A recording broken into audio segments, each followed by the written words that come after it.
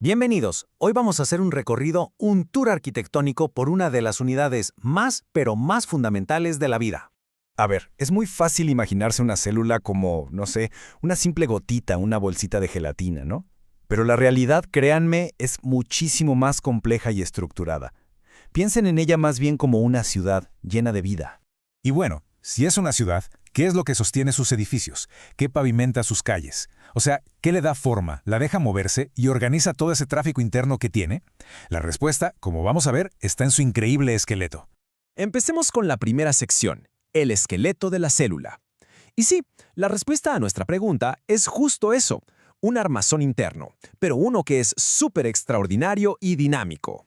A esto le llamamos el citoesqueleto. No es un esqueleto como el nuestro, fijo. No. Es una estructura que está cambiando todo el tiempo para reaccionar a lo que la célula necesita.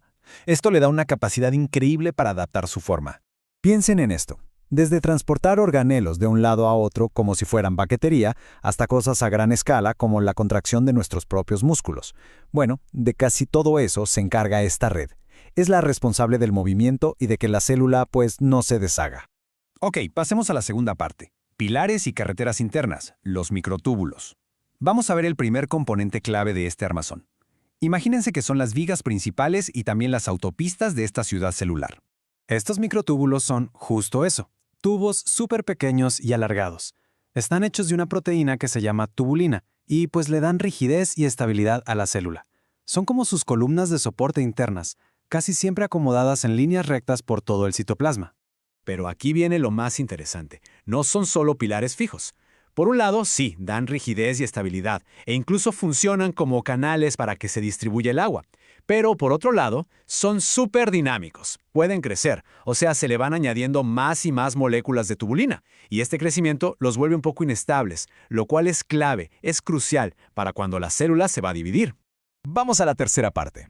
Estructuras para el movimiento, o sea, los cilios y flagelos. Porque, a ver, los microtúbulos no nada más se quedan adentro de la célula. No, también construyen toda la maquinaria externa que le da a la célula ese poder increíble de moverse por su cuenta. Y aquí vemos perfectamente cómo el mismo material, los microtúbulos, se puede usar para crear dos herramientas de movimiento súper diferentes. Por un lado, los cilios son como vellitos, cortos, y hay un montón en la superficie. Crean un movimiento como de arrastre. Y por otro, los flagelos son largos, como un látigo, y normalmente hay poquitos. Estos crean un movimiento más bien ondulante, como si nadara. Ambos, eso sí, están anclados por un cuerpo basal. Sección 4. Andamiaje dinámico, los microfilamentos. Bueno, ya vimos los pilares rígidos. Ahora vamos a ver el otro elemento fundamental del citoesqueleto, los que le dan flexibilidad y la capacidad de generar tensión. Exacto. A diferencia de los microtúbulos, que son más bien rígidos, los microfilamentos son, pues como su nombre lo dice, filamentos más delgaditos. Actúan como si fueran cables o redes súper dinámicas. Y vamos a ver que se dividen en dos grupos principales, dependiendo de su función y de qué están hechos. El primer grupo son los filamentos intermedios. Estos son muy comunes en las células animales. Están hechos de proteínas fibrosas y, por lo general, nacen cerca del núcleo y se extienden por todo el citoplasma. Su chamba es dar solidez e integridad estructural, sobre todo a la envoltura del núcleo. Son esos cables de tensión que le dan a la célula fuerza para aguantar. Y el segundo grupo son los filamentos de actina. A estos los encontramos en todas las células eucariotas. Están hechos, obviamente, de la proteína actina y son cruciales para todo lo que pasa en la superficie de la célula. Pueden formar complejos bien sólidos para dar soporte, pero también pueden hacer estructuras súper flexibles y temporales para funciones muy específicas, como cambiar la forma de la célula al momento. Ok, sección 5. El centro organizador. A ver, ya tenemos las vigas, los cables, pero ¿quién dirige la obra? ¿Quién es el capataz de toda esta construcción celular? Bueno, esa pregunta nos lleva derechito al centro de mando. Y aquí hay algo bien importante. El centrosoma, también conocido como centro organizador de microtúbulos, no es una estructura física como tal. Es más bien un sitio, un lugar específico donde se generan y se organizan todos los microtúbulos. Piénsenlo como un campo de fuerza que atrae y dirige cómo se van a ensamblar. De hecho, la descripción es perfecta. Es un sitio específico donde se unen los centriolos como una clase de fuerza que atrae a los microtúbulos. Esta idea de una fuerza captura súper bien su rol, que es abstracto pero al mismo tiempo increíblemente poderoso. Y justo en el corazón de este campo de fuerza están los centriolos.